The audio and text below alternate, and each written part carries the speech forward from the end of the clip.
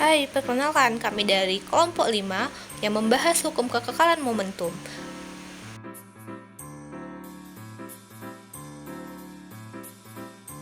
Di mana disusun oleh Khairatunisa dan Putri Amanda.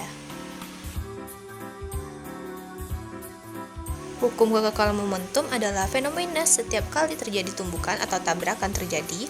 Hal ini berlaku ketika tidak ada gaya eksternal yang berpengaruh pada sistem. Bunyi hukum kekekalan momentum adalah dalam peristiwa tumbukan sentral momentum total sistem sesaat sebelum tumbukan sama dengan momentum total sistem sesaat setelah tumbukan. Di sini kita lihat hukum kekekalan momentum pada roket. Dalam prinsip peluncuran roket digunakan teori hukum kekekalan momentum di mana besar momentum yang dihasilkan gaya dorong oleh bahan bakar sama dengan momentum meluncurnya roket.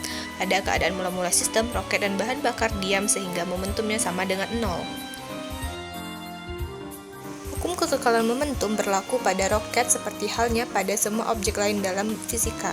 Ini berarti bahwa total momentum sistem termasuk roket dan bahan bakarnya akan tetap konstan jika tidak ada gaya eksternal yang bekerja pada sistem. Dalam konteks roket, ketika bahan bakar dikeluarkan dari roket ke belakang, ia menghasilkan momentum ke arah berlawanan atau berlawanan dengan arah pergerakan roket. Sebagai respon terhadap hukum kekekalan momentum, roket akan merasakan gaya dorong ke depan yang mendorongnya ke depan ketika bahan bakar dan dikeluarkan dari roket. Nah, mari kita lihat contoh gambar ini. Pada gambar ini ada M1, V1, M2, V2, M1, V2 aksen, M2, V2 aksen, dan tabrakan atau tumbukan. Nah, apakah penjelasan dari gambar tersebut? Dua buah bola pada gambar bergerak berlawanan arah saling mendekat. Bola pertama masanya M1 bergerak dengan kecepatan V1, sedangkan bola kedua masanya M2 bergerak dengan kecepatan V2. Jika kedua bola beradu pada lintasan yang sama dan lurus, maka pada suatu saat kedua bola akan tabrakan. Kedua bola akan saling menekan dengan gaya F yang sama besar, tetapi arah berlawanan akibat adanya gaya aksi dan reaksi dalam selang waktu delta T tersebut. Kedua bola akan saling melepas diri dengan kecepatan masing-masing sebesar V kuadrat 1 dan V kuadrat 2. Penurunan rumus secara umum dapat dilakukan dengan meninjau gaya interaksi saat terjadi tumbukan berdasarkan hukum 3 Newton. Nah, dapat dilihat dari penjelasannya F aksi sama dengan min F reaksi. Nah, untuk selanjutnya dapat dilihat pada F aksi sama dengan min F reaksi atau F1 sama dengan min F2. Nah, jumlah momentum awal dikurang jumlah momentum akhir.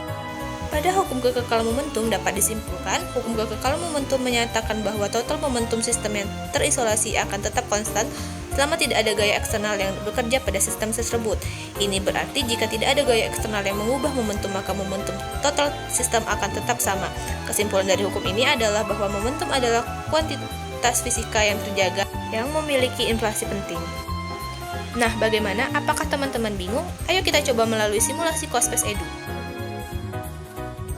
Cospes Edu ini adalah sebuah aplikasi media pembelajaran berupa simulasi dalam animasi. Pada simulasi ini kami menunjukkan cara kerja roket, atau sederhananya hanya menunjukkan roket sedang lepas landas. Nah, pada Cospes ini dapat dimasukkan materi hukum kekekalan momentum, seperti yang sudah kita jelaskan sebelumnya. Hanya itulah yang dapat kami paparkan. Sekian dan terima kasih. Bye-bye.